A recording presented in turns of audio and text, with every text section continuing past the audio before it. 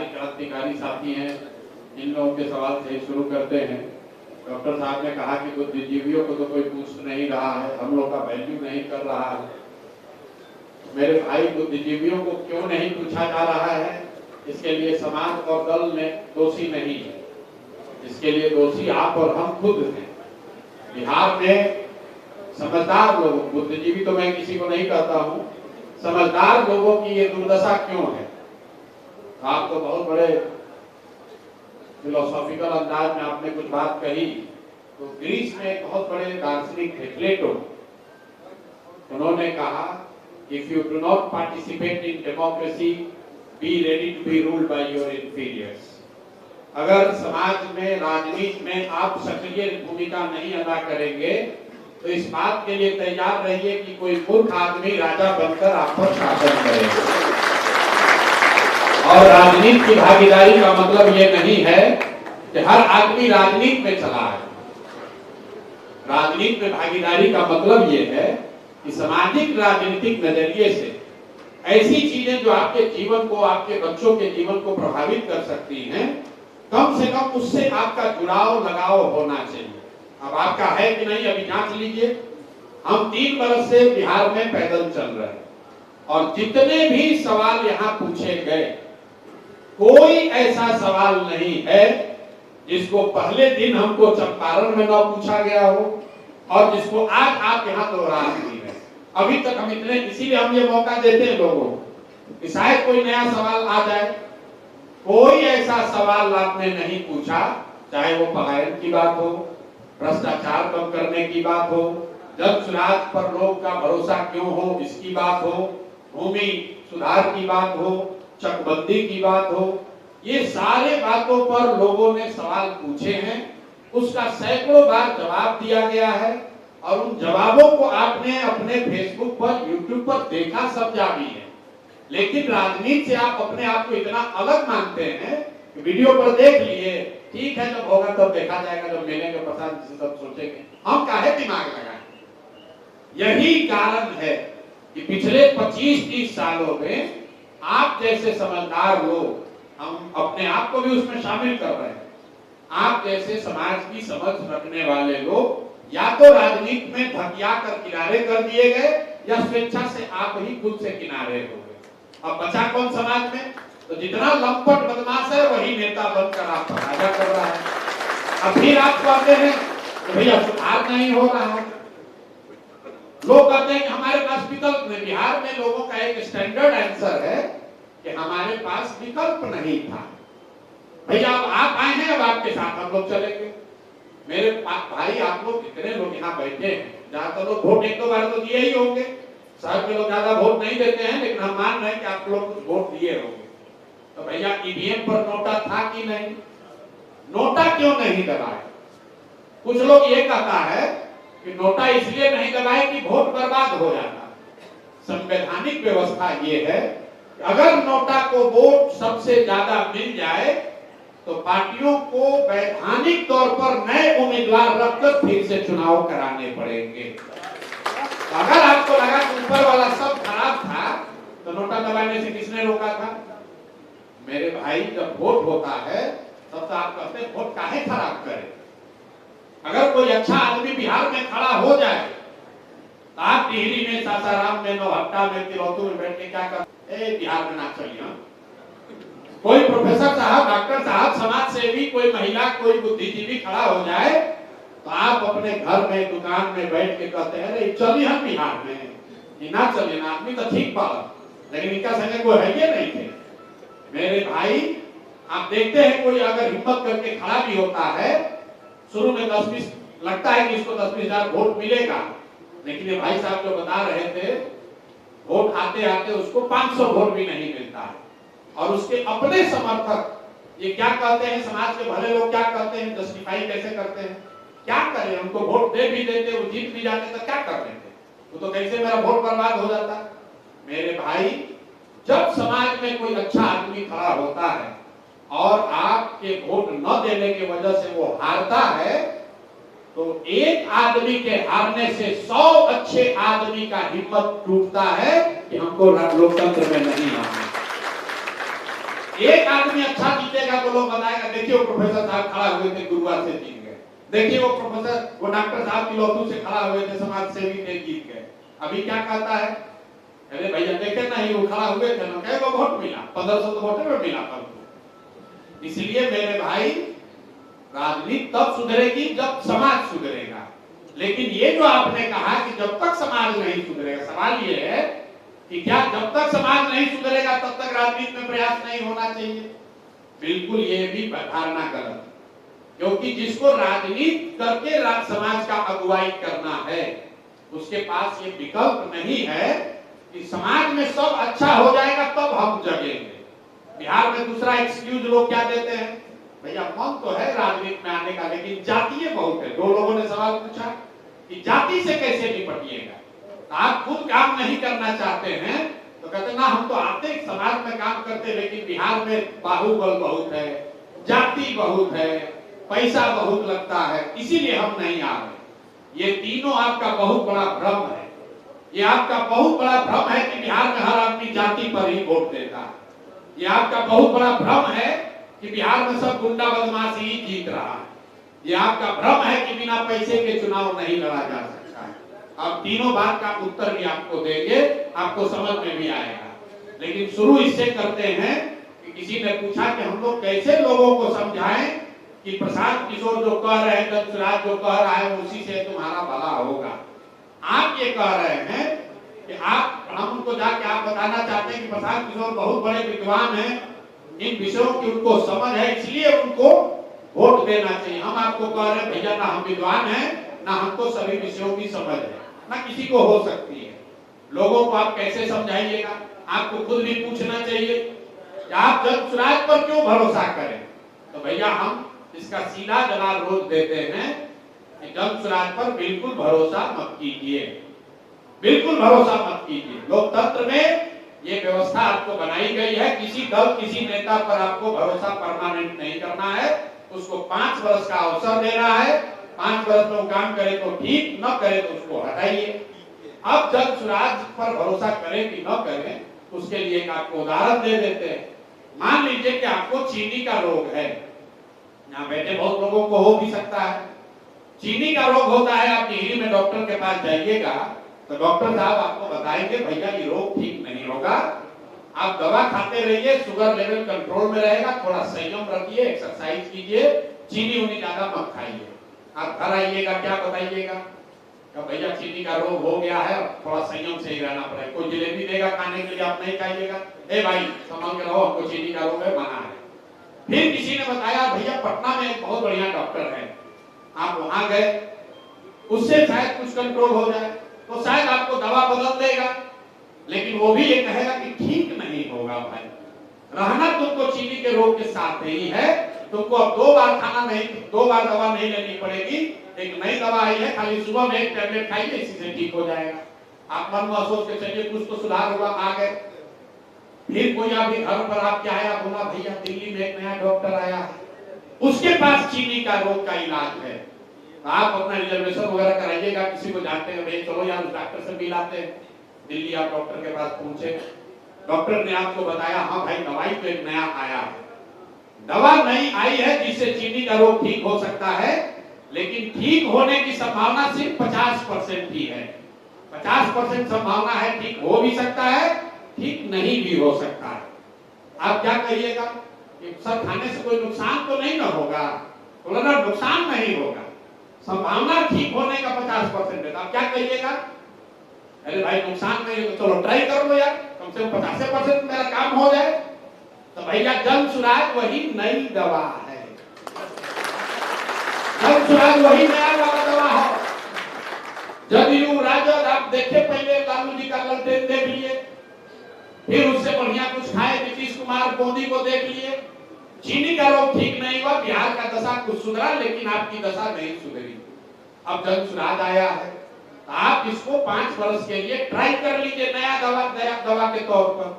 तो आप तय कर लीजिए बैठ के कि भैया आपको पीछे का एक्सपायर दवा खाना है कि नया दवा ट्राई करना है। इतने का तो हिसाब किताब है।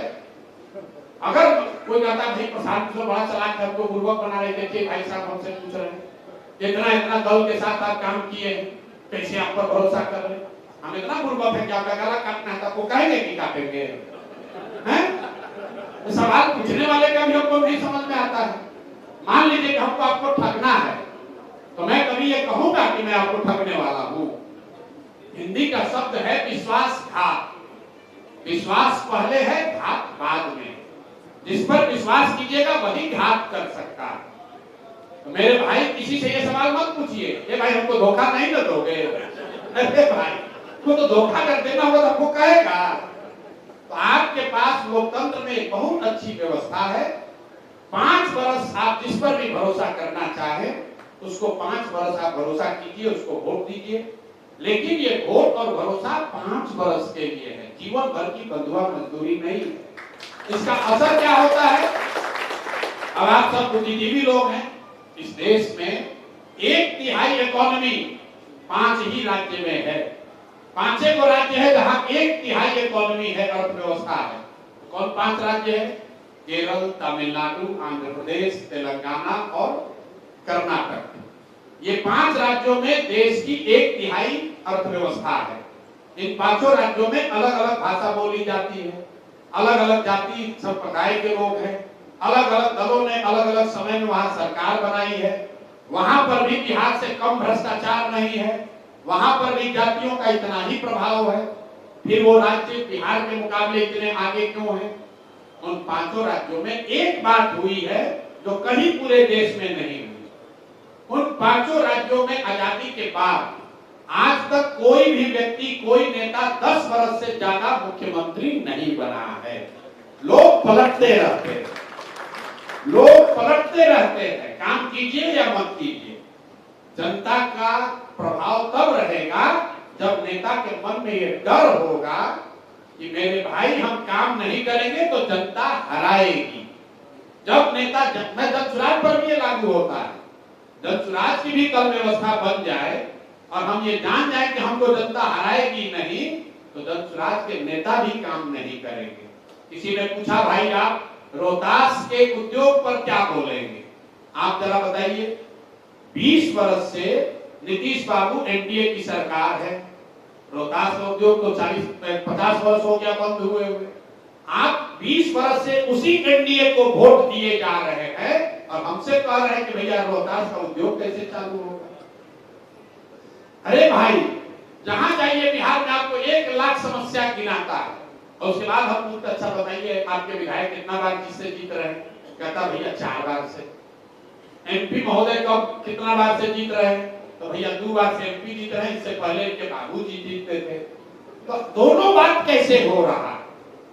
आप एक और कह रहे हैं कि आपका नेता काम भी नहीं कर रहा है और उसी नेता को वोट देकर आप जिता भी रहे हैं। अब तुरंत कोई कहेगा कि तो भैया लास्ट आते आते ना जाति पर वोट पड़ जाता है। ये बिल्कुल गलत बात है। अगर आपको लगता है कि बिहार में जाति पर वोट पड़ता है तो इस बात को, इस भ्रम को अब अपने दिमाग से हटाइए। ये बिहारियों का एक बहुत बड़ा नुकसान अपना खुद कर रहे हैं ये कह के कि बिहार में तो सब जाति पर होता है। जितने यहाँ लोग बैठे हुए हैं आप मुझे बताइए कि कौन सा ऐसा बिहार देश में राज्य है जहाँ जाति नहीं है? क्या काकू कम्मा रेड्डी आंध्र प्रदेश में नहीं है? क्या कुर्मी मराठा महाराष्ट्र में नहीं है? क्या पटेल और क्षत्रिय गुजरात में नहीं है? उनकी राजनीति में भूमिका नहीं है?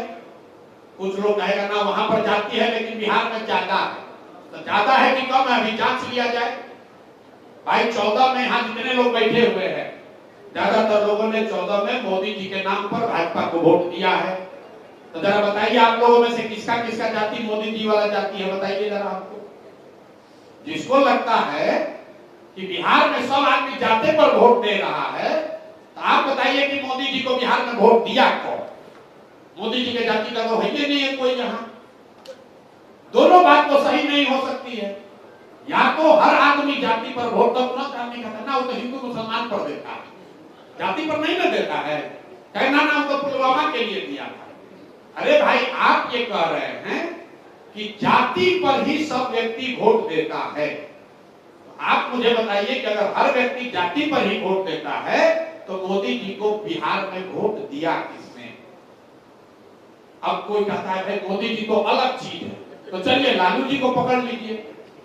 आप और हम रोज पढ़ते हैं MY समीकरण, तो भैया M तो मतलब मुसलमान हुआ, तो मुसलमान और लालू जी की जाति तो एक नहीं है, तो मुसलमान लालू जी को काहे वोट देता है? भाई आप लोग कहेंगे तो भाजपा के डर से देता है, भाजपा के डर से देता है ना, जात के लिए तो नहीं देता है। मेरे भाई ये आप भ्रम मत पालिए कि हर व्यक्ति जाति पर ही वोट देता है, और दूसरे राज्यों के मुकाबले जाति का प्रभाव बिहार में ज्यादा है कि कम, इसको अगर आंकड़ा है तो एकदम साइंटिफिकली देख लीजिए। 14 में इस पूरे देश में इंदिरा जी की लहर में लोगों ने कांग्रेस को वोट दिया, मतलब पूरे देश में जातियों से ऊपर उठकर लोगों ने इंदिरा जी के मौत के नाम पर कांग्रेस को वोट दिया, तो बिहार में भी लोग जाति से ऊपर उठकर कांग्रेस को वोट दिए। 1989 में पूरे हिंदी हार्टलैंड में बीपी सिंह को वोट दिया लोगों ने, तो बिहार में भी लोग जाति से ऊपर उठकर बीपी सिंह को वोट दिए। 2014 में जब मोदी जी को पश्चिमी और उत्तरी भारत में वोट मिला, जब झारखंड में जाति टूटी, गुजरात में जाति टूटी, उत्तर प्रदेश में जाति टूटी, तो बिहार के लोग भी जाति से ऊपर उठकर मोदी के नाम पर वोट दिए। पुलवामा के नाम पर जब पूरे देश में वोट पड़ा, तो बिहार में भी लोग जातियों से ऊपर उठकर पुलवामा के नाम पर वोट किए। मेरे भाई अगर आप किसी भी एंगल से देखिएगा तो जाति जो है वो राजनीति की एक सच्चाई है, जाति एकमात्र सच्चाई नहीं है। अगर कोई घटना, अगर कोई व्यक्ति, अगर कोई प्रयास, अगर कोई मुद्दा समाज के इमेजिनेशन को कैप्चर कर ले, तो समाज में ये ताकत है, समाज जातियों से ऊपर उठकर वोट करता रहा है, हमको नहीं प्रूव करना है। 84 में इसी बिहार में सभी जातियों के लोग ने इंदिरा जी, जिसको आप कहते हैं इंदिरा जी के लहर में, सबने वोट कांग्रेस को दिया है। 89 में बोफोर्स के नाम पर सारे लोगों ने बीपी सिंह को वोट दिया है। 14 में मोदी के लहर में लोगों ने मोदी को वोट, बीजेपी को वोट दिया है। पुलवामा के नाम पर 2019 में लोगों ने वोट भाजपा को दिया। जब इस तरह का कोई प्रयास, कोई लहर, कोई बात नहीं होती है, तब वोट देने वाले को लगता है कि दोनों लड़े वाला तो एक के जैसा लग रहा है, चलो अपने जाते वाले को दे देते हैं। अगर कोई प्रयास, अगर कोई मुद्दा, अगर कोई व्यक्ति उतना बड़ा न हो, जिसको आप कहते हैं लहर वाला इलेक्शन नहीं है, तब समाज की एक टेंडेंसी होती है कि they fall back on their identity, कि दोनों लड़ने वाला एक के जैसा दिख रहा है, तो चलो भाई अपना जात वाले को दे देते हैं, उसी को जिता देते हैं। तो जाति ही एकमात्र फैक्टर है, इस चीज को आप दिमाग से हटा दीजिए। और दूसरी बात जो आप समझते हैं कि बिहार में राजनीति में आने के लिए बहुत बड़ा पैसा चाहिए, तो मैं आपको 1 मिनट में आपका ये भ्रम दूर कर देता हूं। जिसको भी आप इस देश में नेता मानते हैं, बिहार में, यूपी में, गुजरात में, पश्चिम बंगाल में, जिसको भी आप नेता मानते हैं, आप उसको उठा के उसका कैरियर देख लीजिए। जिस दिन समाज ने किसी व्यक्ति को नेता बनाया, और चाहे कांशीराम जी हैं, मायावती हैं, लालू जी हैं, मुलायम हैं, ममता हैं, नीतीश हैं, जिस दिन समाज ने उनको नेता बनाया, आप जरा याद कीजिए कि उस दिन वो कितने पैसे वाले व्यक्ति थे। जिस दिन समाज ने उनको नेता बनाया, तब लालू यादव बड़े आदमी के लड़के नहीं थे। जिस दिन नीतीश को बिहार में नेता बनाया, तब नीतीश टाटा बिरला के लड़के नहीं थे। जिस दिन बंगाल ने ममता बनर्जी को जिताया, ममता बनर्जी किसी धनाढ्य की लड़की नहीं थी। जिस दिन मायावती को उत्तर प्रदेश ने नेता बनाया, मायावती पैसे वाले की लड़की नहीं थी।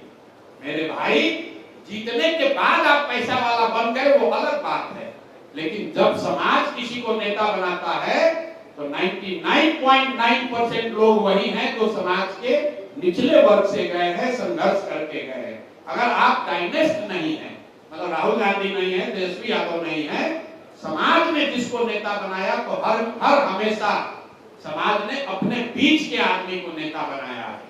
पैसा जो है वो पेट्रोल के जैसा, अगर आपके पास गाड़ी है तो आपको पेट्रोल चाहिए, लेकिन अगर गाड़ी ही नहीं है तो पेट्रोल के टैंकर पर बैठकर कहीं नहीं जा सकते। मेरे भाई, अगर जिसके पास समाज का समर्थन है, जिसको भोजपुरी में आप समझ लीजिए, अगर वोट बात तो नोट के जुगाड़ हो जाए, और लेकिन खाली नोट रहे तो वोट की गारंटी नहीं थे। भाजपा आज देश की सबसे धनी पार्टी है। भाजपा देश की सबसे धनी पार्टी है, इसलिए नहीं चुनाव जीत रहे हैं। भाजपा वाले देश में चुनाव जीत रहे हैं, इसलिए वो देश के सबसे धनी पार्टी है। उल्टा गंगा मत बहाइए। और अपराध को लेकर बिहार में बड़ा अपराध है। कोई कहता ना हमारा मन तो है राजनीति में आने का, लेकिन बिहार में अपराधीकरण बहुत है।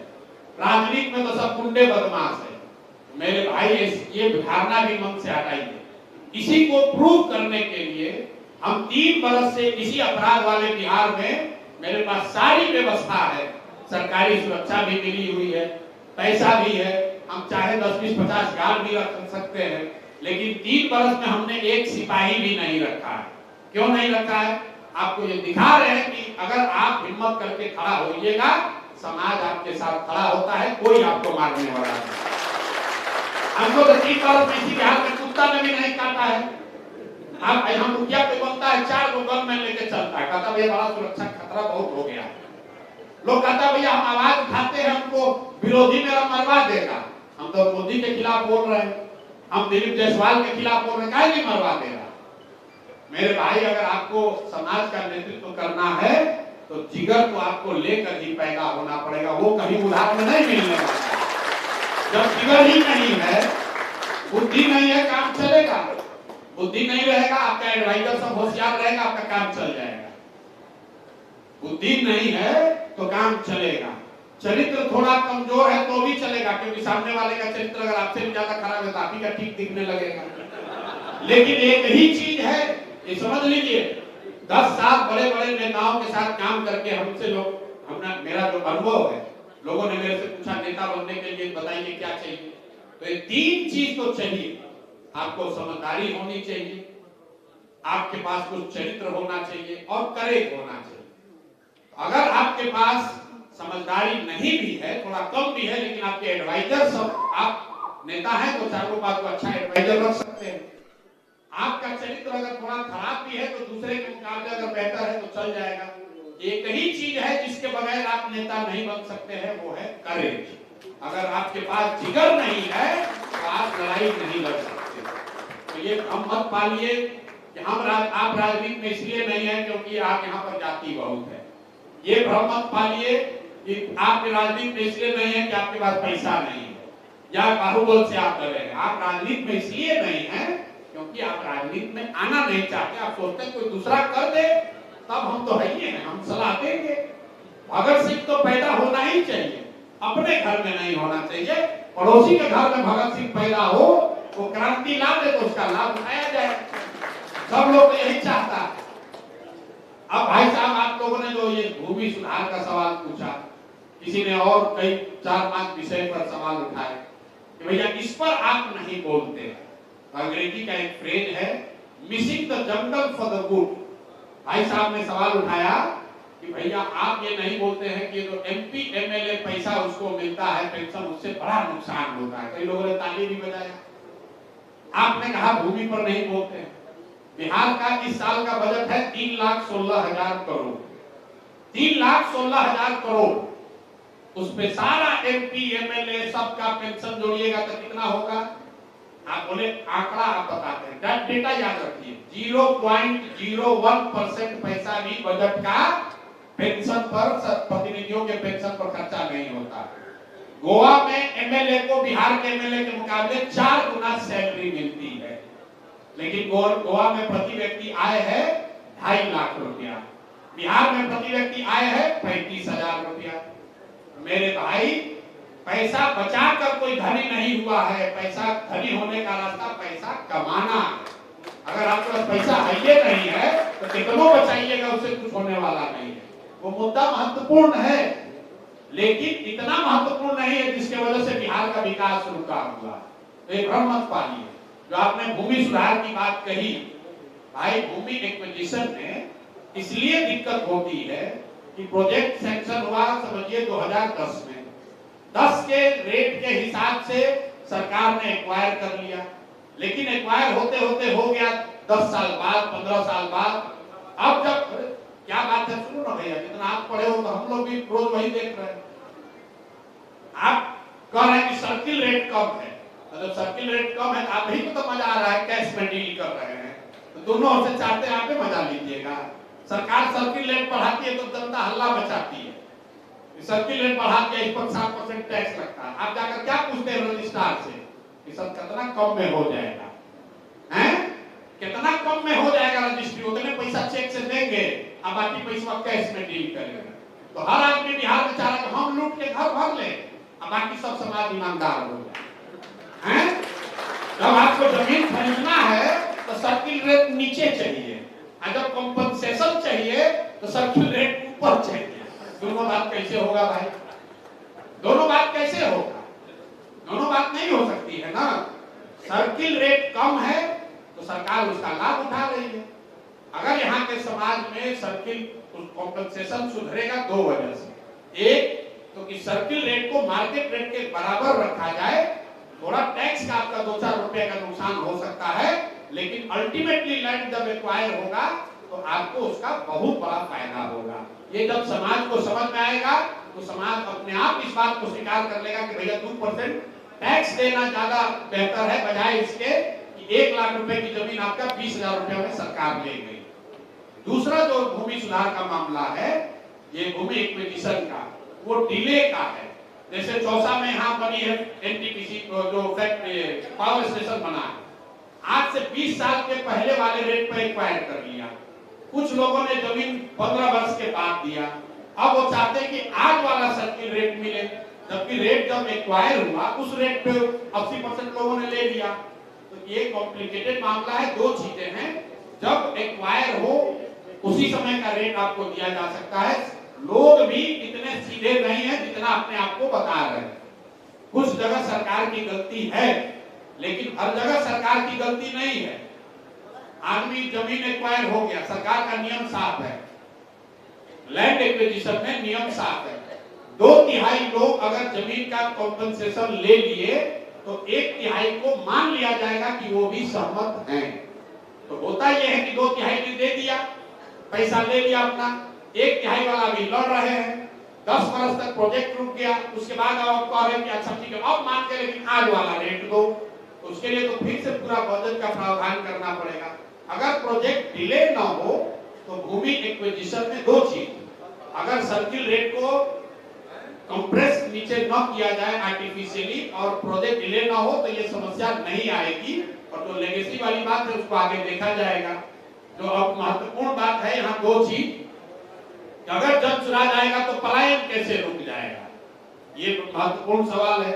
तो पहले तो आप ये समझिए, बहुत सीनियर साथी ने भी कहा पलायन लोगों का पलायन। भाई पलायन को पहले समझिए, पलायन लोगों का नहीं है। लोगों का पलायन पलायन का एक हिस्सा है। बिहार से सबसे बड़ा पूंजी का पलायन है, उसके बाद बुद्धि का पलायन है, फिर श्रम का पलायन है, लोगों का पलायन है। तो जब तक आप इसको समझिएगा नहीं तब तक आपको यही लगेगा कि तुमको फैक्ट्री लग जाएगा तो लोगों का जाना रुक जाएगा। ऐसी बात नहीं है। इस बिहार से हर साल 2, 4, 5, 10 लाख लोग जाते होंगे बाहर, 50 लाख टोटल बाहर लोग अभी स्ट्रेस माइग्रेशन में गए, स्वेच्छा से लोग गए, उसका गिनती नहीं है। जिसको मजबूरी में अपना घर परिवार चलाने के लिए बाहर जाना पड़ा, ऐसे लोगों की संख्या का अनुमान करीब करीब 50 लाख है। मतलब हर पिछले पूरा लेगेसी देख लीजिएगा तो करीब 50 लाख लोग बाहर गए। कोविड के दौरान आपने देखा होगा करीब 27 लाख लोग वापस आए थे। लेकिन आप इसकी चर्चा भी खूब होती है, लेकिन आप में से बहुत कम लोग जानते हैं कि बिहार में हर साल बिहार से 2.5 लाख करोड़ रुपए का भी पलायन होता है।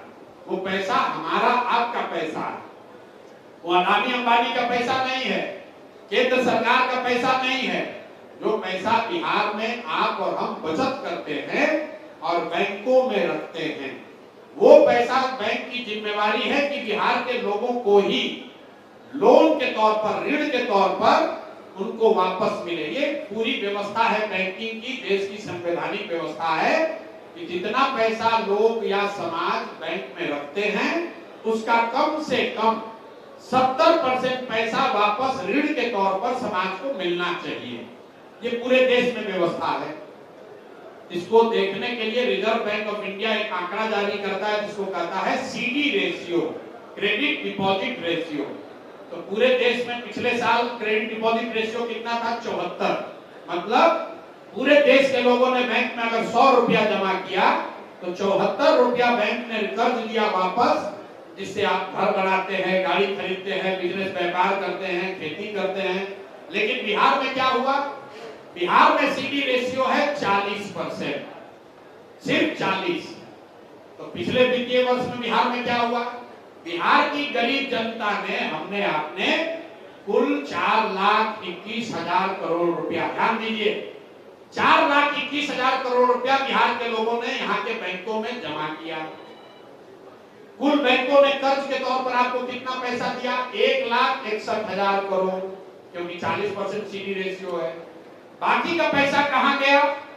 बाकी का पैसा बैंकों ने ट्रांसफर किया उन राज्यों में जहां पर तरक्की हो रही है, जहां पर रोजगार है, व्यापार है। गुजरात में, तमिलनाडु में, आंध्र प्रदेश में, तेलंगाना में सीडी रेशियो है 90, 95, 105। अगर गुजरात में लोगों ने 100 रुपया जमा किया तो बैंकों ने 90 रुपया कर्ज दिया। बिहार में लोगों ने 100 रुपया जमा किया तो बैंकों ने 40 रुपया कर्ज किया, 60 रुपया जो है वो अपने बैंक यहाँ घर में नहीं रखा है, वो दूसरे राज्य में ट्रांसफर कर रहा है। इसका असर क्या होता है? 1990 में जब लालू जी मुख्यमंत्री बने, तब से लेकर पिछले साल तक बिहार से 26 लाख करोड़ रुपया, आपका हमारा 26 लाख करोड़ रुपया का यहां से बैंकों ने आधिकारिक तौर पर रिजर्व बैंक ऑफ इंडिया के आंकड़े के हिसाब से यहां से बैंकों ने ट्रांसफर किया है। आप अंदाजा लगाइए, आप सोचते हैं कि वो चीनी मिल चालू हो जाए, आप सोच रहे हैं कि वो यहाँ रोहतास उद्योग चालू हो जाए। अगर 26 लाख करोड़ रुपया बिहार के लोगों को कर्ज के तौर पर मिला होता तो कितने ज्यादा लोगों ने घर बनाया होता, कितने ज्यादा लोगों ने गाड़ी खरीदी होती, कितने ज्यादा लोगों ने रोजी रोजगार किया होता। अब आप कहिए भाई क्या इसका तो नाम नहीं सुने थे आज तक? अरे भाई आप नाम कैसे सुनिएगा? अब ऐसा नहीं है कि बैंक का मन मर्जी है कि जितना चाहे पैसा दे ना दे। देश के स्तर पर कमेटी है जिसके चेयरमैन है प्रधानमंत्री, उस कमेटी के चेयरमैन होते हैं प्रधानमंत्री, जो ये देखते हैं इस चीज को सुनिश्चित करने के लिए कि बैंक में जो रुपया जमा हुआ उसका 70% पैसा लोन के तौर पर मिला कि नहीं। आरबीआई हर 15 दिन पर इसका आंकड़ा जारी करती है। राज्य के स्तर पर भी उस कमेटी के चेयरमैन मुख्यमंत्री है। लेकिन जैसे मुख्यमंत्री की बात यहाँ का टीचर, दरोगा, वीडियो सीओ नहीं सुन रहा है, वैसे बैंकर भी नहीं सुन रहा है, और लोगों की, समाज की कोई इस पर जानकारी नहीं है। यहाँ के वित्त मंत्री को बुलाइए, किसी पत्रकार को भी बुलाइए, बहुत पत्रकार साथी लोग हैं, उनसे पूछिए भाई प्रसाद किशोर कह रहा है कि 26 लाख करोड़ रुपया बैंकों ने यहाँ से ट्रांसफर किया है, इस पर आपका क्या कहना है? तो मैं आपको लिख के देता हूं, 100 में 95 नेता यहाँ कहेगा भैया ये क्या होता है? इस सीडी रेशियो का कौन चिड़िया का नाम है? जब तक आप यहाँ से पूंजी का पलायन नहीं रोकेंगे तब तक यहाँ से पलायन रुक नहीं सकता। तो जो भाई साहब ने पीछे कहा स्किल के बारे में नहीं बोलते हैं, क्यों नहीं बोलते हैं? क्योंकि हम लोग ये कह रहे हैं कि बिहार से बेरोजगारी अगर खत्म करना है, बिहार से अगर यहीं पर रोजगार पैदा करना है, तो ये जो भ्रम फैलाया गया है कि आपको सरकारी नौकरी मिल जाएगा, तो आपको कृषि आधारित उद्योग लगा देंगे, सब फर्जीवाड़ा है। सरकारी नौकरी से आपको यहाँ रोजगार नहीं मिल सकता है। बिहार में 78 साल में कुल जमा चपरासी से लेकर मुख्य सचिव तक सिर्फ और सिर्फ 23.25 लाख लोग ही सरकारी नौकरी करते हैं। ध्यान रखिए, 23.25 लाख। इसी में लड़ाई है कि 10 लाख हम दिए हैं तो 5 लाख हमारे बाबूजी दिए। कुल चपरासी से लेकर मुख्य सचिव तक सिर्फ 23.25 लाख लोग ही सरकारी नौकरी करते हैं, 1.97% हुआ। क्या कुछ लोग कहते हैं वैकेंसी बहुत है, सरकार भर नहीं रही है? तो देश के स्तर पर इसका आंकड़ा क्या है? पूरे देश में 3.1% लोग ही सरकारी नौकरी करते हैं। तो मतलब अगर बिहार राष्ट्रीय औसत के हिसाब से हो भी जाए तो भी 5 लाख लोग और नौकरी पा सकते हैं, उससे ज्यादा नहीं पा सकते। तो इसका मतलब यह है कि सरकारी नौकरी तो वो जरिया नहीं है जिससे कि करोड़ों लोगों को रोजगार मिले। अब दूसरा आ जाइए, कुछ लोग कहता है यहाँ उद्योग लगा दीजिए। भैया फैक्ट्री खुलेगा, आपने कहा इंडस्ट्रियलाइज कर दीजिएगा तो उससे होगा, नहीं होगा। पूरे देश की जो अर्थव्यवस्था होती है, आप लोग अगर थोड़ा बहुत जो भी अर्थव्यवस्था को समझते हैं, अर्थव्यवस्था के 3 स्तंभ हैं, कृषि, उद्योग और सर्विस। तो पूरे देश में कृषि और उद्योग दोनों मिलाकर 35% है। मतलब 100 रुपया की अर्थव्यवस्था में कृषि और उद्योग दोनों का मिलाकर योगदान 35 रुपया है। 65% सर्विस सेक्टर है। तो सर्विस सेक्टर क्या, जैसे आप होटल में बैठे, यहाँ 100 लोग यहाँ पे बेरा के तौर पर काम कर रहा है, कोई होटल में आकर रुकता है, कोई खाना खाता है, रेस्टोरेंट में जाते हैं, गाड़ी खरीदते हैं, पढ़ाई करते हैं, सारा सर्विस सेक्टर है। तो अगर बिहार में रोजगार पैदा करना है तो लोगों के हाथ में पूंजी देनी होगी ताकि वो सर्विस सेक्टर में इन्वेस्ट करें और रोजगार वहीं से पैदा हो सकता है। अब ये हम लोग कैसे करेंगे? तो हम कह रहे हैं हम 1 साल में कर देंगे, तो लोग कह रहे हैं प्रशांत किशोर के पास कौन जादू है कर देने का। तो इसका बिल्कुल पूरा विजन जारी किया है कि पहला काम जनसुराज ये करेगी कि 6 महीना के अंदर बैंकों के साथ मिलकर ये तय सुनिश्चित किया जाएगा कि बिहार में सीडी रेशियो भी कम से कम 70% हो जाए, ताकि 2 से 2.5 लाख करोड़ रुपया एक्स्ट्रा आपको समाज को मिलने लगे अलग अलग काम करने के लिए। तो पहला चीज हम लोग कर रहे हैं, सीडी रेशियो सुधार लेंगे। दूसरी बात कह रहे हैं कि सीधे तौर पर मनरेगा को कृषि से जोड़ देंगे। तो अभी शाहबाद के क्षेत्र में आप कह रहे हैं धान गेहूं उगाते हैं, हमारे दादा वगैरह के जमाने में लोग बताते हैं मंगरेला लोग उगाते थे, जीरा उगाते थे। तो हम लोगों ने ये कहा कि बिहार में जो 55 लाख हेक्टेयर जमीन है जिस पर खेती हो सकती है, उसमें सिर्फ 2 लाख हेक्टेयर में ही नकदी फसल होता है, जबकि विश्व के स्तर पर माना जाता है कि 1/3 जमीन पर कम से कम कैश क्रॉप होना चाहिए, नगद फसल, नकदी फसल होना चाहिए। तो जनसुराज ये कह रहा है कि कृषि आधारित पलायन रोकने के लिए मनरेगा को सीधे कृषि से जोड़ दिया जाएगा। जो भी किसान नगदी फसल की खेती करना चाहते हैं उनको मनरेगा के तहत मजदूर मुफ्त में दिया जाएगा, ताकि उसको बाहर पंजाब हरियाणा न जाना पड़े। आप देख रहे हैं यहाँ एक और आपको खेती, एक और लोग जा रहा है पंजाब में खेती करने, और यहाँ शाहबाद के गांव में आपको मजदूर नहीं मिल रहा है। और इसमें 1 रुपया भी बिहार सरकार का खर्च नहीं है, क्योंकि मनरेगा का पैसा दिल्ली से मिलता है। पिछले साल 100 रुपया जो बिहार को अलॉट हुआ मनरेगा में, उसमें सिर्फ 40 रुपया ही बिहार सरकार ले पाई, 60 रुपया सरेंडर कर दिया, क्योंकि उसको यहाँ खपाने का सरकार की कैपेसिटी नहीं थी। तो दूसरा बात, पहला बात सीडी रेशियो को 70 करना, जिससे 2 से 2.5 लाख रुपया हर साल यहाँ के युवाओं के हाथ में मिले रोजी रोजगार के लिए।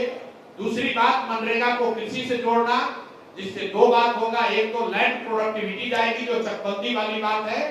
छोटे जमीन में भी अगर आप मसाला की खेती कर रहे हैं, अगर धान की जगह लहसुन उगा रहे हैं, तो आप ज्यादा पैसा वहां से कमा सकते हैं। और तीसरी जो सबसे बड़ी बात है, बिहार में लोग समाज के स्तर पर मूलधन से ज्यादा ब्याज से डरते हैं। जैसे गुजरात में लोग लोन लेने में नहीं डरते, बिहार में बेटी का शादी, घर बनाना और बच्चे की पढ़ाई को छोड़कर बाकी किसी चीज के लिए सामान्य परिवार लोन नहीं लेना चाहता है। तो डरता बहुत है कर्ज से, ब्याज से डरता है। कहता है गांव देहात में चक्रवृद्धि ब्याज है, बर्बाद हो जाएंगे, मूलधन से ज्यादा लोग ब्याज की चिंता करते हैं। तो इस साइकोलॉजी पर काम करके जो यहाँ रास्ता हम लोगों ने निकाला है इंटरेस्ट सबवेंशन का, कि कम से कम 5 वर्षों के लिए बिहार में हर वो व्यक्ति जो कर्ज लेकर बैंक से रोजी रोजगार करना चाहता है, व्यापार करना चाहता है, उसको 10% के बजाय सिर्फ 4% ब्याज ही देना पड़ेगा। 6% ब्याज सरकार की ओर से दिया जाएगा।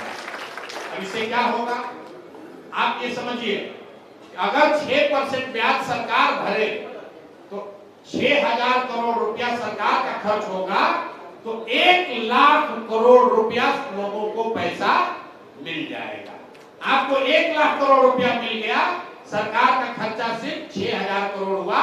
4, क्योंकि 10% मान लीजिए ब्याज है, बैंक का ब्याज 10% है, 11% है, 4% आप दीजिए, 6% सरकार देगी, ताकि घर घर में रोजी रोजगार व्यापार करने की टेंडेंसी बढ़े।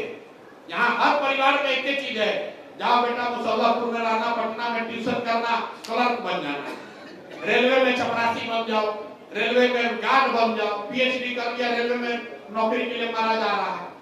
जब तक समाज में शिक्षा और पूंजी नहीं होगी, रोजी रोजगार नहीं होगा, तब तक आपकी तरक्की नहीं हो सकती है। तो जब स्वराज की जो सोच है कि 15 साल से कम उम्र के बच्चे के लिए इतनी अच्छी शिक्षा की व्यवस्था बनाई जाए ताकि वो आगे चलकर व्यवस्था पर बोझ न बने, और 15 साल से 45-50 साल के उम्र के लोगों के लिए सस्ते दर पर 4% पर लोन पूंजी उपलब्ध कराया जाए ताकि लोग घर घर रोजी रोजगार कर सके। कुछ ना करेगा 4 गो गाय भैंस खरीदेगा, कुछ नहीं करेगा 2 गो गाड़ी टैक्सी चलाएगा, बस चलवाएगा, पूंजी चाहिए। और तीसरी बात हम लोग कह रहे हैं कि जो 60 वर्ष से ज्यादा उम्र का आदमी है, अब वो ना पढ़ सकता है ना रोजी रोजगार कर सकता है। अगर गरीब परिवार के आप हैं, 60 से ज्यादा उम्र हो गया है, तो आपके जीवन की जिम्मेवारी समाज को उठानी होगी। इसीलिए हम लोग कह रहे हैं कि बुजुर्गों को कम से कम 2000 रुपया पेंशन जरूर दिया जाएगा ताकि उसको एक सम्मानजनक जिंदगी बिताई जा सके।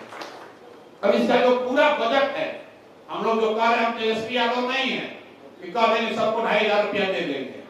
बुजुर्गों को अगर आप 2000 रुपया दीजिएगा 60 वर्ष से ज्यादा उम्र के लोगों को, तो करीब करीब 2.5% बजट का सिर्फ 2.5% पैसा खर्च होगा उस पर।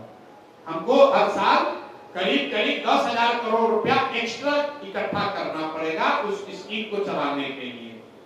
दूसरी बात हमने जो रोजगार के लिए कही, तो सीडी रेशियो को सुधारने के लिए 1 रुपया भी बजट से नहीं लगना है, वो एडमिनिस्ट्रेटिव काम है। 2-2.5 लाख करोड़ रुपया बिहार के लोगों को मिल जाएगा बिना किसी बजट के सपोर्ट के।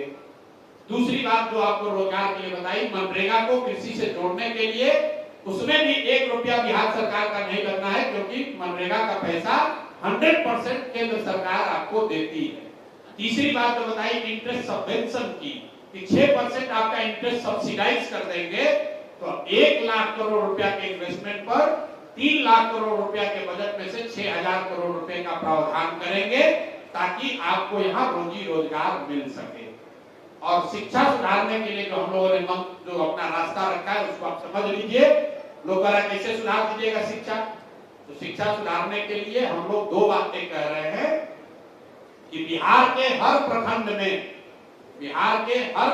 में कम से कम 5 अच्छे विद्यालय बनाए जाए। अच्छे विद्यालय मतलब नेतरहाट के स्तर के विद्यालय। नेतरहाट में इसलिए कहता हूं क्योंकि बिहार के लोग नेतरहाट के बारे में जानते हैं। इसके पीछे सोच क्या है, पूरे दुनिया में जो सबसे अच्छी शिक्षा व्यवस्था है वो कहाँ है, वो स्कैंडिनेवियन कंट्री में है। आपने नाम सुना होगा फिनलैंड का, डेनमार्क का, स्वीडन का, वहां पर सबसे अच्छी शिक्षा व्यवस्था है। उन लोगों ने फॉर्मूला निकाला कि rather than taking school to the every children, take the children to the good school. मतलब हर गांव, हर पंचायत में स्कूल बनाने के बजाय स्ट्रेटेजिक लोकेशंस पर स्कूल बनाइए और बच्चे स्कूल तक पहुंचे, उसके लिए स्कूल बस की उनको सुविधा दी जाए। तो बिहार के प्रखंडों की हालत अगर आप देखेंगे, प्रखंड के स्तर पर अगर 5 विद्यालय भी बना दिया जाए तो किसी भी गांव से स्कूल बस के जरिए 20 मिनट से ज्यादा नहीं लगेगा उस स्कूल में पहुंचने में। तो हम लोग की सोच ये है कि 5 विद्यालय कम से कम हर प्रखंड में बनाया जाए, और इस 5 को बनाने के लिए भी हम लोग जैसे लोगों को 5 वर्ष लगेगा। ये 1 वर्ष में नहीं बन सकता, इसको समझ लीजिए। क्योंकि अगर नेतरहाट के स्तर का आपको 1 विद्यालय बनाना है, हर प्रखंड में 1 विद्यालय, तो करीब करीब 17 से 20 हजार करोड़ रुपया का खर्च आएगा। अभी बिहार सरकार का जो शिक्षा बजट है वो है 60,000 करोड़ रुपया। तो हम लोग की सोच है कि उसका 1/3 पैसा अगर विश्व स्तरीय विद्यालय बनाने पर खर्च किया जाए तो हर साल हर प्रखंड में, बिहार के हर प्रखंड में नेतरहाट जैसा 1 विद्यालय बन जाएगा। इसका असर क्या होगा, एक नेतरहाट से जो सरकारी विद्यालय था 1500 से ज्यादा लोग IAS IPS बने हैं, आप अंदाजा लगाइए, अगर 550 नेत्रहाट विद्यालय हर साल बनने लगे, अगले 5 साल में 2500 नेत्रहाट के जैसे विद्यालय यहाँ बिहार में होंगे। बाकी क्या, अब जब हम 5 साल लगाएंगे इसको बनाने में, तो बच्चों का उम्र तो रुका नहीं हुआ है। तो दूसरा सॉल्यूशन हम लोग ये दे रहे हैं कि जब तक आपके इलाके में सरकारी विद्यालय नहीं सुधरेगा, तब तक ये लोगों के पास सुविधा होगी कि आप अपने बच्चे को प्राइवेट स्कूल में पढ़ाइए और उसका फीस सरकार की ओर से भरा जाएगा। अब कुछ लोग तुरंत कहता है, अरे भैया सब तो प्राइवेट में चला जाएगा। बिल्कुल नहीं जाएगा। पूरे दुनिया में रिसर्च बताता है कि अगर किसी भी नागरिक को प्राइवेट और पब्लिक दोनों की सुविधा दी जाए तो ज्यादातर लोग पब्लिक स्कूल में जाना चाहते हैं। आप अपना एग्जाम्पल ले लीजिए, अगर आपको कोई कहे कि आपका बच्चा पटना मेडिकल कॉलेज से अगर डॉक्टरी करेगा, MBBS करेगा, उसका फीस आपको भरना पड़ेगा। अगर आप अपने बच्चे को रमैया भेजिएगा तो उसका फीस सरकार भरेगी। तो ज्यादातर लोग कहेंगे ना भैया हमारे लड़का को PMCH में पढ़ाना चाहते हैं। अगर आपको कोई कह दे कि साइंस कॉलेज में आपका बच्चा पढ़ेगा कि MAT कॉलेज में पढ़ेगा, MAT में पढ़ेगा तो सरकार फीस देगी, तो आप क्या कहिएगा, ना भैया हमको MAT का फीस नहीं चाहिए, हमारा लड़का तो साइंस कॉलेज में पढ़ना चाहिए।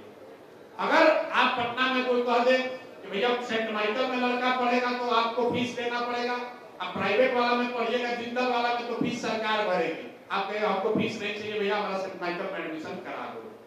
ये पूरे दुनिया का रिसर्च है। आपको अगर दिल्ली में आज जाके इलाज कराना हो और एम्स में आपको सीट मिल रहा हो तो आप अपोलो नहीं जाइएगा, एम्स जाइएगा। तो ये व्यवस्था अगर बना दी जाए तो साइंस कहता है कि करीब करीब 25 से 30% लोग बिहार में प्राइवेट स्कूल ऑप्ट करेंगे, जिसका फीस सरकार की ओर से भरा जाएगा। वो फीस कितना होगा आप उसको समझ लीजिए। अभी जो सरकारी विद्यालय चल रहा, कई लोगों को लगता है कि सरकारी विद्यालय मुफ्त है। मुफ्त नहीं है। बिहार में बच्चों को पढ़ाने पर आपका हमारा प्रति बच्चा 864 रुपया महीना खर्च हो रहा है। ध्यान दीजिए, जो बच्चे जा रहे हैं प्राथमिक विद्यालय में, माध्यमिक विद्यालय में, प्रति बच्चा प्रति चाइल्ड 864 रुपया सरकार खर्च कर रही है। जबकि उन्हीं इलाकों में प्राइवेट स्कूल में ज्यादातर स्कूल में फीस 400, 500, 600 रुपया ही है। तो हम लोग की सोच यह है कि जो शिक्षा का बजट है 60,000 करोड़, उसका 1/3 पैसा विश्व स्तरीय स्कूल की व्यवस्था बनाने पर खर्च किया जाए, जिसको बनाने में 5 से 10 साल लगेंगे। 1/3 पैसा लोगों को प्राइवेट स्कूल में जोड़ा जाए और 1/3 पैसे में अभी की जो टूटी फूटी खिचड़ी वाली व्यवस्था है उसको चलाया जाए। तो शिक्षा को अगर आप सुधारेंगे और उसके साथ लोगों के हाथ में पैसा पूंजी देंगे तो ही बिहार का सुधार होगा। बिहार कभी उद्योग का केंद्र नहीं बन सकता, इस बात को आप ध्यान रखिए। जब बिहार देश का सबसे गौरवशाली इतिहास वाला राज्य था, तब भी ये ज्ञान की भूमि थी। यहाँ से आप नालंदा यूनिवर्सिटी की बात करते हैं, यहाँ से आप विक्रमशिला की बात करते हैं, यहाँ बुद्ध और महावीर की बात हुई है, यहाँ आर्यभट्ट की बात हुई है। यहाँ सीमेंट के फैक्ट्री का बात नहीं हुआ है। सीमेंट का फैक्ट्री लगना चाहिए, लगेगा, शुगर फैक्ट्री भी लगेगी और फैक्ट्री भी लगेगी।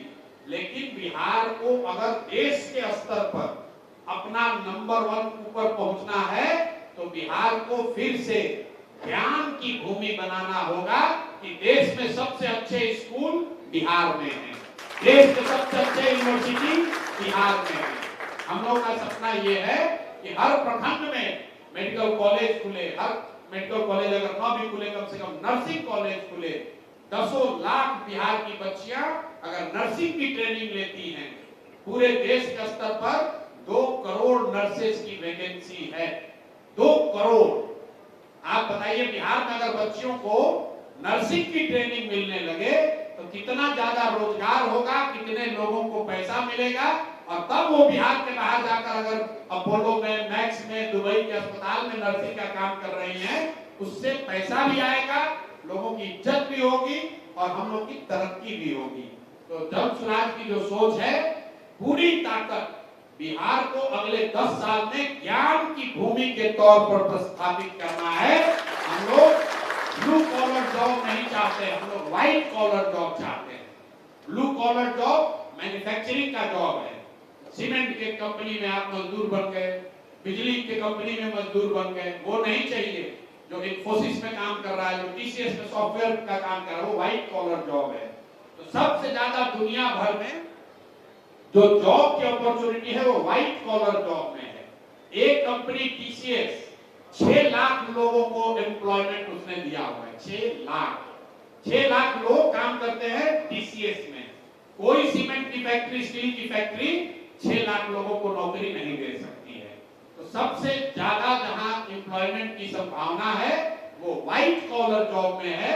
और व्हाइट कॉलर जॉब उसको मिलेगा जो पढ़ेगा। जो पढ़ेगा ही नहीं तो मजदूरी ही करेगा, चाहे मजदूरी सड़क पर करे या सीमेंट के फैक्ट्री में करे। तो हम लोग का लॉन्ग टर्म विजन बिहार को लेकर ये है कि हम लोग बिहार को ज्ञान की भूमि बनाना चाहते हैं और शिक्षा को आधार मानकर ही यहाँ पर आगे की तरक्की को देखना चाहते हैं। भ्रष्टाचार पर एक अंतिम उत्तर, उसके बाद बात खत्म। भ्रष्टाचार भैया खत्म करने का कोई ऐसा एक उपाय नहीं है कि हम आएंगे और भ्रष्टाचार खत्म हो जाएगा। ये जो आपने देखा केजरीवाल जैसे लोगों ने किया कि हम एक कानून बना देंगे उससे भ्रष्टाचार खत्म होगा, नहीं हो सकता है। इसका पूरे दुनिया में आप अध्ययन कर लीजिए। दुनिया के सबसे ईमानदार देश कौन लोग हैं? सबसे ज्यादा ईमानदार देश की सूची जारी होती है, उसमें भी आपको फिनलैंड, न्यूजीलैंड, सिंगापुर जैसे देश आपको दिखेंगे।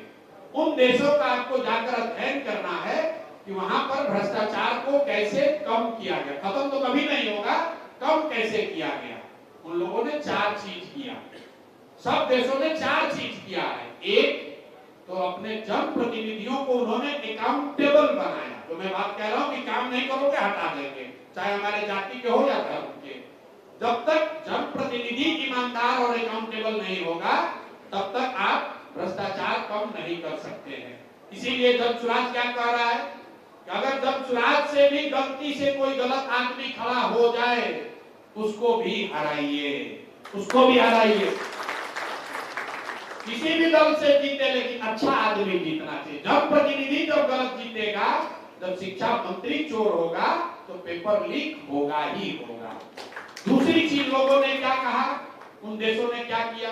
उन देशों ने बहुत बड़े पैमाने पर सत्ता और संसाधन का विकेंद्रीकरण किया। Decentralisation of resources and decision making. मतलब यहाँ बिहार में आप क्या कहते हैं? अधिकारियों का जंगल राज है।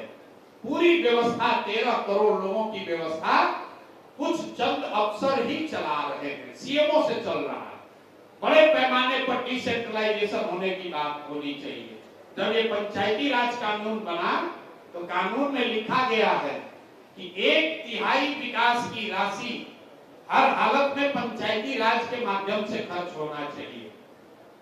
यहाँ कितना हो रहा है?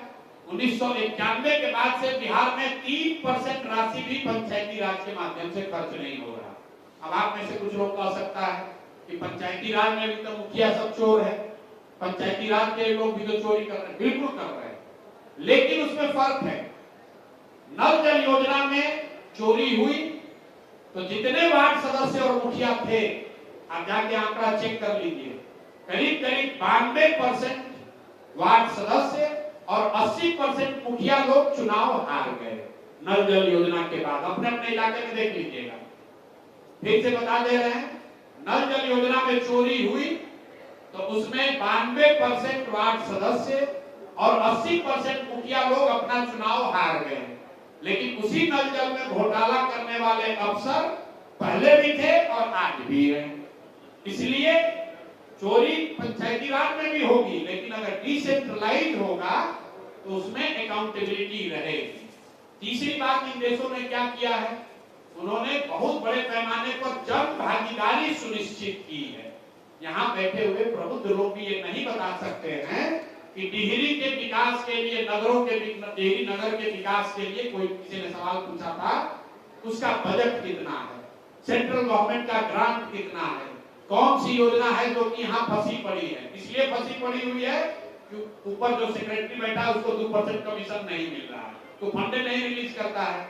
तो तीसरी बात, बहुत बड़े पैमाने पर जन भागीदारी होनी चाहिए ताकि जनता को ये जानकारी हो कि टिहरी के लिए कौन सी योजना उपलब्ध है, तभी आप आवाज उठा पाएंगे। आप देखते हैं गांव देहात में मुखिया जी लोग काहे चुनाव हारता है, आपको मालूम है कि सड़क का पैसा आया है, मुखिया नहीं बना रहा है, तो आप उसको हराते हैं। एमपी एमएलए के बारे में, सरकार के बारे में, ज्यादातर योजनाओं के बारे में आपको पता ही नहीं है। और अंतिम चीज, बड़े पैमाने पर टेक्नोलॉजी का उपयोग। अभी आप देख रहे हैं बिजली का मीटर लगा हुआ है, बिजली की चोरी जितनी पहले होती थी, मीटर लगने से लोगों को परेशानी है, लेकिन चोरी कम हो गई। सरकार ने नल जल योजना बनाया, 25,000 करोड़ रुपया खर्च किया, लेकिन अगर उसने मीटर टेक्नोलॉजी वाला लगा दिया होता तो पटना में बैठे बैठे पता चलता कि कौन मीटर कितने बजे ऑन हुआ, कौन मोटर चालू हुआ, कितना पानी निकला, कितना गया, वो पता चल सकता था। तो हम लोग की अगर व्यवस्था बनती है तो जन सुराज ये कह रहा है कि ईमानदार और अकाउंटेबल जनप्रतिनिधि बनाए जाएं। दूसरा, बड़े पैमाने पर सत्ता और संसाधन का विकेंद्रीकरण किया जाए। तीसरा, बड़े पैमाने पर जन भागीदारी योजनाओं को बनाने में जन भागीदारी को सुनिश्चित किया जाए, और साथ में टेक्नोलॉजी का बहुत बड़े पैमाने पर प्रयोग हो। ये चार चीज अगर होगा तो भ्रष्टाचार को नियंत्रित किया जा सकता है। खत्म करने का दावा मैं नहीं कर सकता हूँ, ना दुनिया में कहीं हुआ है, ना यहाँ होगा, लेकिन इसको नियंत्रित जरूर कर दिया जाएगा। तो मोटे तौर पर यही बात है। बाकी अगर एक दो कोई सवाल छूट गया होगा तो आप सवाल, अगर आपको लग रहा है कि ना भैया हम मरे जा रहे हैं, हमारा सवाल का जवाब आप नहीं दिए, तो आप कर लीजिए, नहीं तो खाते समय पूछ लीजिए। बिल्कुल, दारू चालू करने की बात इसलिए करते हैं कि शराबबंदी जो है, पहली बात तो कि बिहार में शराबबंदी है ही नहीं। शराबबंदी का एक फर्जी कानून है, जिस कानून के तहत शराब की दुकान बंद है लेकिन होम डिलीवरी चालू है। तो भाई, अगर शराबबंदी का एक पैसा फायदा भी है तो फायदा तो तब न होगा जब शराब बंद होगा। शराब बंद तो है नहीं बिहार में। बिहार में शराब की दुकानें बंद हैं, शराब तो घर घर बिक रहा है। और इस फर्जी कानून की वजह से आपका हमारा 20,000 करोड़ रुपया, ध्यान दीजिए, 20,000 करोड़ रुपया हर साल बिहार सरकार का नुकसान हो रहा है। ये पैसा कहां जा रहा है? ये पैसा जा रहा है भ्रष्ट नेताओं के पास, अफसरों के पास। आप लोग कानून व्यवस्था की बात कर रहे हैं, भाई कानून व्यवस्था क्यों बिगड़ रहा है? आधे से ज्यादा पुलिस प्रशासन तो शराब और बालू माफिया से पैसा वसूलने में लगा हुआ है। वो प्रशासन और सुरक्षा की बात कब करेगा? और सबसे बड़ी बात वो कहता है इससे महिला का सुरक्षा हो रहा है। आंकड़े बिल्कुल इसके सपोर्ट में नहीं है। आप जरा भाजपाइयों से पूछिए, ज्यादातर लोग भाजपा का वोटर है, आप जरा भाजपाइयों से पूछिए, अगर शराबबंदी इतना बढ़िया कानून है तो यूपी जैसे राज्य को इससे काहे महरूम किए भैया, वहां पर भी लागू कर दो। ये बढ़िया वाला लड्डू खाली बिहार के महिला के लिए काहे रखते हो? अगर शराबबंदी इतनी ही अच्छी है तो भाजपा के मोदी जी इसको पूरा देश में लागू काहे नहीं कर रहे? ये बिहार के लिए इतना बढ़िया काहे बचा के रखे हो भाई? इतना बिहार के लोग बेवकूफ है? सीधा पूछिए, यूपी सरकार इसको लागू क्यों नहीं कर रही? कुछ लोग ये कह रहे गांधी जी कहे थे, गांधी जी ने ऐसा कभी नहीं कहा। गांधी को अगर आपने पढ़ा है, गांधी को अगर आप गहराई से समझते हैं तो फिर से जाकर देख लीजिए। गांधी ने शराब को लेकर, शराबबंदी को लेकर सामाजिक प्रयास की बात कही है, कानून बनाने की बात नहीं कही है। कुछ लोग इस्लाम के लोग कहते हैं भैया इस्लाम के विरुद्ध है। इस्लाम में भी ये नहीं कहा गया, इस्लाम में भी ये नहीं कहा गया है कि कानून बनाकर शराब रोक दिया जाए। वैसे तो गांधी जी ने कहा शाकाहारी होना अच्छी बात है, कल हो के सरकार आके कानून बना देगी जो शाकाहारी नहीं सबको जेल में डाल देंगे, गांधी जी कहे थे। गांधी जी ने ऐसा नहीं कहा था। अगर गांधी जी चाहते तो जब देश का आजाद हुआ कहते नेहरू को कि पूरे देश में शराबबंदी का कानून लागू करो। गांधी एकदम ये एंटी गांधीयन है। गांधी ने कभी किसी के पर्सनल लाइफ में किसी चीज को इन्फोर्स करने की बात कही ही नहीं है।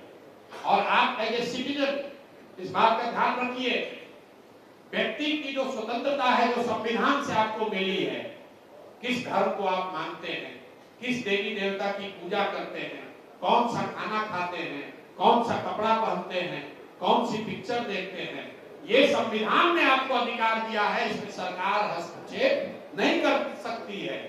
और आप ये अधिकार सरकार को मत दीजिए। ये शराब पर नहीं रुकेगा, कल होकर दूसरे चीज पर भी आ जाएगा। 10 वर्ष 20 वर्ष के बाद कहेगा कि नहीं अब आपको भगवे पढ़ना है, आपको व्हाइट नहीं पढ़ना है। फिर कहिएगा ये भी तो बात ऊपर वाले ने कहा। संविधान और ये शराबबंदी का हाईकोर्ट ने, वाईबी गिरी ने केस किया, हाईकोर्ट ने बताया कि ये गैर संवैधानिक है, क्योंकि ये मौलिक अधिकार जनता को है। आप घर में क्या खाते हैं, किस देवी देवता की पूजा करते हैं, कहां पर आपकी श्रद्धा है, ये सरकार का विषय नहीं है। सरकार का विषय स्कूल है, सरकार का विषय सड़क है, सरकार का विषय रोजगार है। तो अपना कमवा छोड़ दिया है और आपके काम में घुस गया है। और आप लोग सब लोग लगे हुए शराबबंदी होना चाहिए। भाई जो भी वयस्क है उनको अपना निर्णय लेने का अधिकार होना चाहिए, यही लोकतंत्र है। हम चाहे हम अंग्रेजी में पढ़ें, हमारी इच्छा है हम संस्कृत में पढ़ें, सरकार कहेगा नहीं सब लोग अंग्रेजी में पढ़ो, तो सब अंग्रेजी में पढ़ेगा। जो देश की ताकत है उसको इस तरह का बिना सोचा समझा बनाया हुआ कानून कमजोर करता है। शराब के पक्ष में हम नहीं हैं, लेकिन हम फर्जी शराबबंदी हटाने के पक्ष में हैं। और एक सीरियस बात आपको बता रहे हैं, यहाँ बहुत करके बैठे हुए हैं। बिहार में हम लोगों ने कभी सूखा नशा नहीं देखा था। शराबबंदी के वजह से गांव-गांव में सूखा नशा बढ़ रहा है। और अगर ये नहीं सुधरा तो 10 वर्ष में आप देखिएगा, जैसे पंजाब पर पिक्चर बना था उड़ता पंजाब, बिहार में बनेगा उड़ता बिहार। गांव-गांव में लोग वो सूखा नशा कर रहे हैं। इससे कोई फायदा नहीं है। दुनिया में अमेरिका से लेकर वियतनाम तक बहुत देशों ने ये ट्राई करके देख लिया। उन्होंने ये पाया कि भाई इसको आप नहीं कर सकते हैं। तो जिस चीज को नहीं किया जा सकता है उसको रेगुलेट करना ज्यादा बेहतर ऑप्शन है, बजाय इसके कि आप पूरा ताकत, पूरा शक्ति, पूरा संसाधन इस पर लगा दें कि हम किसी को शराब नहीं पीने देंगे। इससे गरीब का नुकसान है। 100 रुपया का शराब 300 रुपया में बिक रहा है, जहरीली शराब बिक रही है। अब जो पैसा वाला है वो करोड़ों रुपया कमा